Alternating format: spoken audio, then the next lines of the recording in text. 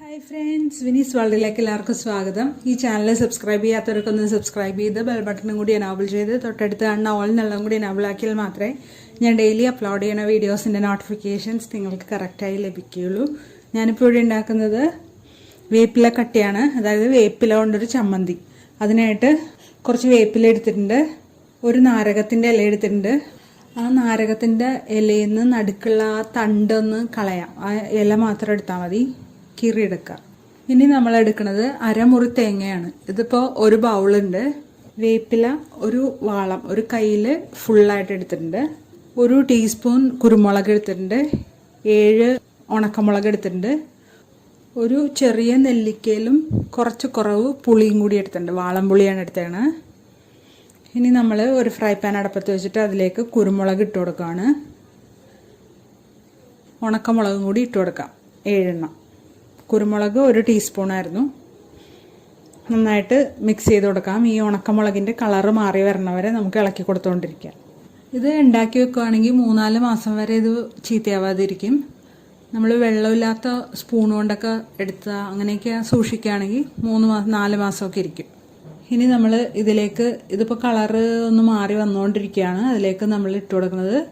തേങ്ങയാണ് ഒരു മുറി തേങ്ങ ഒരു വലിയ തേങ്ങയുടെ പകുതിയാണ് എടുത്തേക്കണത് നന്നായിട്ട് മിക്സ് ചെയ്ത് കൊടുക്കണം ഇനി നമ്മൾ ഇട്ട് കൊടുക്കുന്നത് വേപ്പിലയാണ് തേങ്ങ ഇടുമ്പോൾ തന്നെ വേപ്പിലയും കൂടി ഇട്ട് കൊടുക്കാം എന്നിട്ട് നന്നായിട്ട് മിക്സ് ചെയ്ത് കൊടുക്കണം ഇനി നമ്മളിതൊരു ഗോൾഡൻ ബ്രൗൺ നല്ല ബ്രൗൺ ആവണ വരെ ഇത് ഇളക്കി കൊടുത്തോണ്ടിരിക്കണം ഇപ്പം ഇത്തിരി കളർ വ്യത്യാസം വന്നിട്ടുണ്ട് ഇപ്പോഴാണ് നമ്മൾ ഇതിലേക്ക് വെളിച്ചെണ്ണ ഒഴിച്ചു കൊടുക്കുന്നത് ഇനിയിപ്പോൾ ചീനച്ചട്ടിയിലൊക്കെയാണ് ഉണ്ടാക്കണമെങ്കിൽ ആദ്യമേ തന്നെ വെളിച്ചെണ്ണ ഒഴിച്ചു കൊടുത്തോട്ടോ അല്ലെങ്കിൽ അടിയിൽ പിടിക്കാനുള്ള ചാൻസ് ഉണ്ടാവും ഈ തേങ്ങ ഇടുമ്പോൾ തന്നെ വെളിച്ചെണ്ണ ഒഴിച്ചു കൊടുത്തോളൂ ഇനി നമ്മൾ ഒരുവിധം കളർ മാറി വന്നപ്പോൾ അതിലേക്ക് പുളി ഇട്ട് കൊടുക്കുകയാണ് ആ പുളി ഒന്ന് ചെറുതാക്കിയിട്ട് ഇട്ട് കൊടുക്കണേ ഇപ്പം കുറച്ചും കൂടി ഒരു കളർ മാറി വന്നിട്ടുണ്ട് ഈ കളറും അല്ല നമുക്ക് വേണ്ടത് കുറച്ചും കൂടി ഒന്ന് ബ്രൗൺ ആയി വരട്ടെ അതുവരെ ഇളക്കി കൊടുത്തുകൊണ്ടിരിക്കാം ഇപ്പം ഇത്തിരിയും കൂടി കളർ വ്യത്യാസം വന്നിട്ടുണ്ട് ഇതിൻ്റെ പാകം എങ്ങനെയാണെന്ന് വെച്ചാൽ നമ്മൾ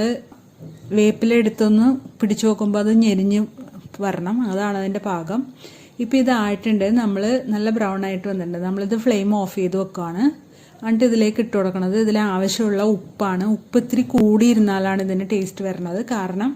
ഇതിൽ നമ്മൾ പുളിയൊക്കെ നന്നായിട്ട് ഇട്ടേക്കണതല്ലേ അതുകൊണ്ട് നന്നായിട്ട് മിക്സ് ചെയ്ത് കൊടുക്കാം ഇപ്പം ഇതിൻ്റെ ചൂടാറി വന്നിട്ടുണ്ട് നമ്മൾ